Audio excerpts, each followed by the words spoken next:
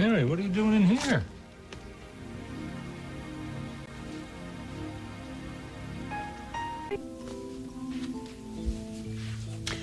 I don't suppose you would accept dusting. Not with Becky's new dress, huh? No, I figured not. Oh, that was taken the day you brought MJ home from the hospital. Baby Kathleen. Oh, she is so adorable. We started calling her Little Mommy. She was so proud of MJ. Oh, I can believe that. Well, you can believe something else. What? How much you love them both. You had them on your lap every day. I did. I don't think there was a story or a nursery rhyme that they didn't know. I was a good mother. They didn't come any better.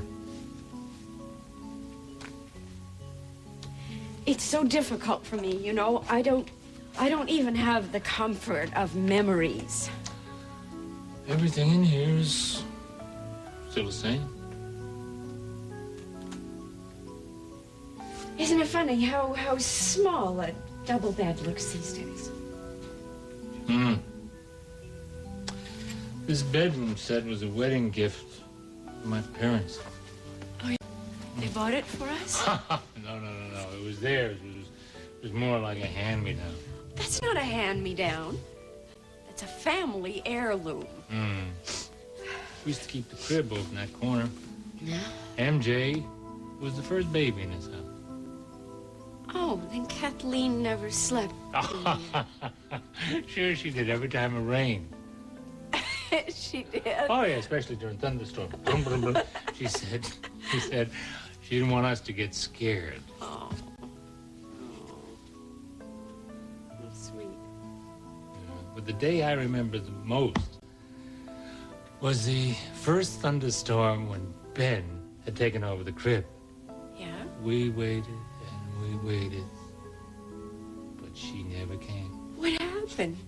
Well, I hoped that she'd outgrown her fear. But you said, no way, and you went looking for her. And? Was she in her own bed? Oh, yeah, she was there. She'd pulled MJ in. Kathleen was a real chicken. Uh-huh. Yeah, just like her mama. I was hoping you'd catch that signal.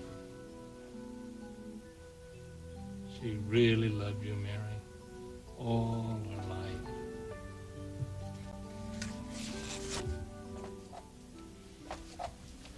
The only Kathleen I know is the one I met a year ago. I was thrilled by how much of myself I saw in her. She was her mother's daughter. You know what I loved best? Huh? How much of you I saw.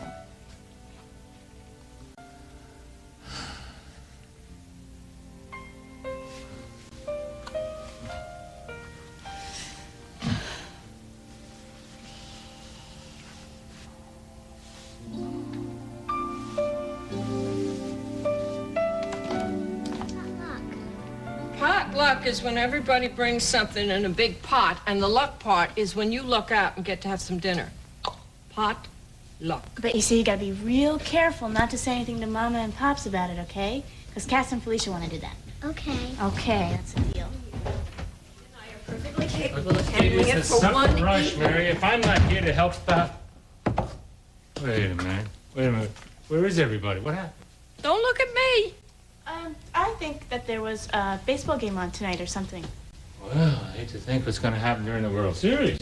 Here, want me to draw some men for you? Oh, is that what you're doing, sweetheart? It's Kathleen.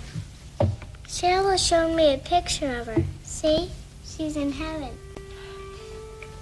It's Kathleen. I didn't mean to make you sad. Oh, sweetheart, no, you didn't. It's just so beautiful. We'll hang it up. We'll put it up in a special place. Absolutely. I will go get some Scotch tape. Let Becky get it, okay? Oh, there you go. You guys ought to take a look at this anyway. came this afternoon. What is it?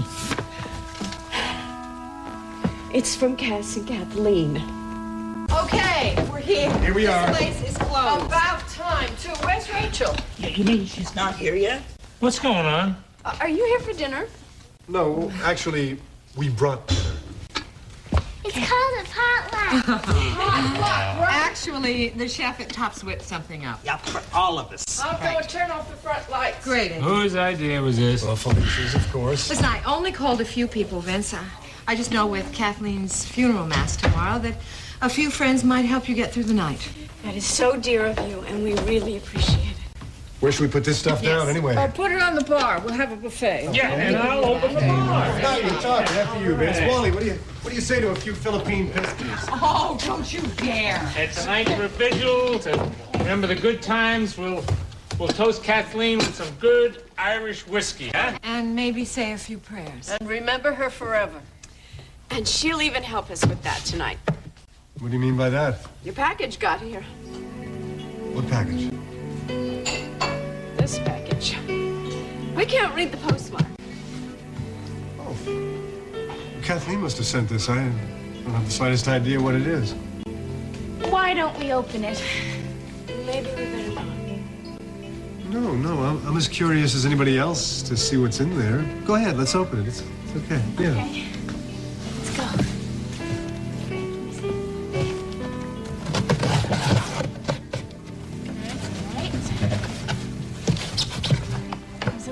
Oh, it's a box full of presents. Looks like this one's for you. So that's what she did. What do you mean? Kathleen bought gifts for everybody, and she was afraid that I'd rifle through all the gifts to find out what she got for me. So I guess this was her way of keeping me from finding out what she... Can I open mine?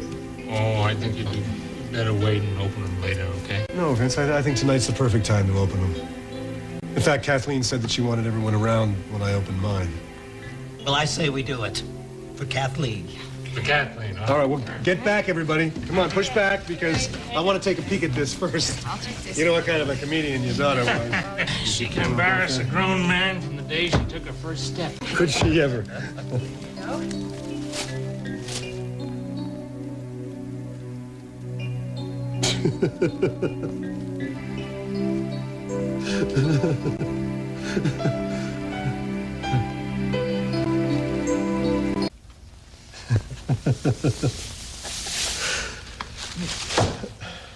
What is that?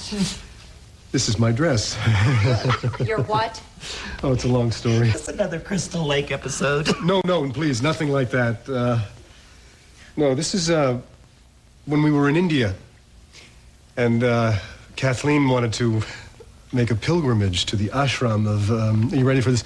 Baba Midiwanda, a great Hindu teacher.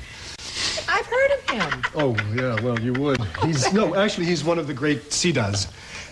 And Baba lived about 50 miles away from the nearest anything, which, of course, we didn't know at the time. And Kathleen, feeling particularly romantic, decided that we were going to hike there. On foot? Yeah, with backpacks and clothes and everything. Except enough food. Except enough food and ultimately except enough clothing. Is this the dress part? Yeah, right. The second night out, we were starving, and it started to rain. So this took care of our thirst, and of course, I took off all my clothes and danced. Yeah, of course. And that's when the flash flood hit. You know, this sounds like the good old days. So by the time we got to higher ground, there was Kathleen with her backpack, and there was me, naked. I didn't have a thing to wear.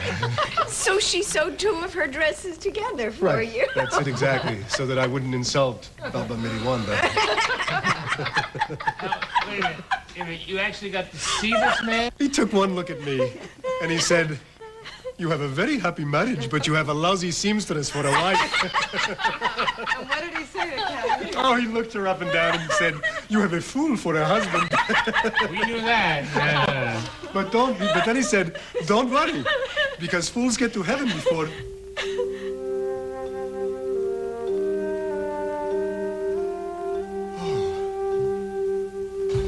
He said they always get to heaven before all of us. I had forgotten that part.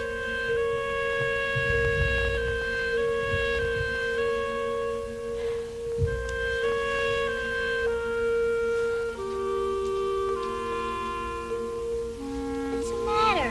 I like that story. So do I, sweetheart. So do I. Come on, everybody, let's lighten up, huh? Kathleen was a fool, too. She married me, didn't she? You're right about that. And she is in heaven. Of course she is. She's probably sewing wings on angels even as we speak. Isn't that right, Becky? Right.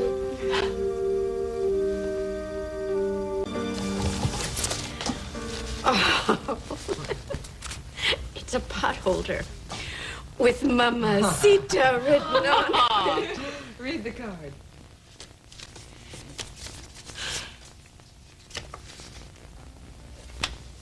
Dear Mama, I hear you're living at home now.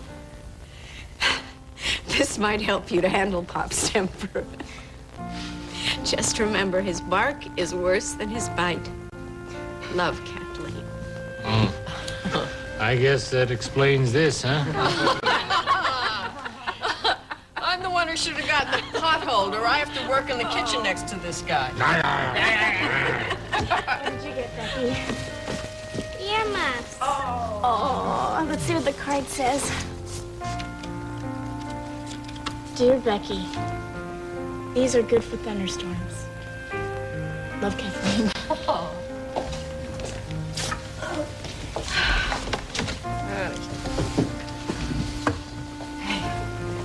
It was a good idea that you had everybody open up the presents. It was. I can't believe she kept that dress. I know it hurts. I hope we're not late. You're just in time. We were just thinking about starting to eat. Well, everything so far has been just wonderful. If there's anything we can do to help. You don't know how much good you've done just being here, man. Hey, Father Dunn, come on in here. I thought you might like to say a prayer for Kathleen tonight. That's a good idea, Father. I called the station house, talked to Captain Delaney again. Has anybody heard from MJ? I just hope we can find her before the funeral. After she's just gone through having her wedding canceled, how do we tell her this? It's so hard to find the right words, but you're always in our hearts. Oh, we know that. Mac, tonight, actions speak so much louder than words. In times like these, you become so aware how much you all mean to us. I just hope Wally can help Cass. He seems so low. Cass has got to stop blaming himself.